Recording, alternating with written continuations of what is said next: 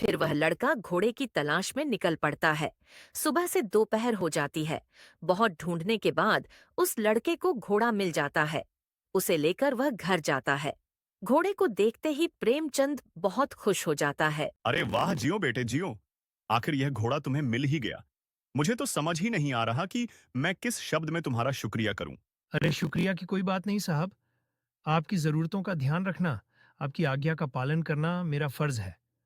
आखिर आप मेरे मेहमान जो ठहरे, आप थोड़ी देर रुकिए साहब। मैं इस घोड़े के लिए कुछ खाने को लाता हूँ।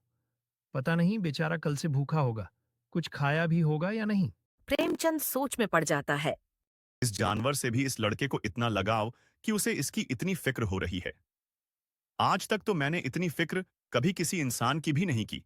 इसको मेरे घोड़े की भी चिंता हो रही है। यह बात तो मेरे दिमाग में भी नहीं आई कि मेरे घोड़े ने कुछ खाया होगा या नहीं। सच में धन है इसके माँ बाप, जिसने इसको इतने अच्छे संस्कार दिए। अब तो मैं इसके पिताजी से मिलकर ही जाना चाहूंगा।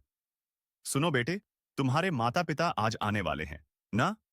उनके आने तक मैं यहां रुक सकता हूं। क्या तुम्हें कोई तकलीफ तो नहीं होगी? अरे तकलीफ की क्या बात है साहब। आपका जितना दिन मन करे आप उतना दिन तक रुकिए। फिर थोड़ी ही देर में उस लड़के के माता पिता वहां पर आ जाते हैं साहब ये मेरे पिताजी हैं। पिताजी ये हमारे मेहमान हैं। और सारी घटना बताता है। उस लड़के के पिताजी को देख प्रेमचंद को धक्का सा लगता है। शर्म से उसकी आंखें झुक जाती हैं। सोचता है, यह तो वही भिखारी है जो उस दिन मेरे घर बार बार भीख मांगने आ रहा था और मैंने उसे भगा दिया। यहां तक कि मैंने उसे अपने बगीचे से भी अपमानित करके भगाया था। अरे साहब आप, अरे राजू, मैं इनको जानता हूं। तुम नहीं जानते। बहुत बड़े साहब हैं, बहुत अमीर है। तुमने इनका अच्छे से ख्याल तो रखा ना? आप बताइए साहब, आपको कोई तकलीफ तो नहीं हुई? अगर मेरे बेटे से कोई गलती हो गई हो तो क्षमा कर देना। अरे साहब, ये क्या कह रहे हो? मुझे आपसे कोई शिकायत नहीं है। आप ऐसा मत कहिए। आप इतने बड़े आदमी होकर मुझसे माफी मत मांगिए। मुझे अच्छा नहीं लग रहा। तुमने तो मुझ पर बहुत बड़ा एहसान किया है। तुम्हारे बेटे ने मेरी जान बचाई है। मैं तुम्हारे लिए कुछ करना चाहता हूं। मना मत करना। मैं तुम्हारे बेटे को अपने यहां नौकरी पर रखना चाहता हूं। मैं उसे इतनी अच्छी तनख्वाह दूंगा कि तुम्हें कभी किसी के सामने हाथ ना फैलाना पड़े।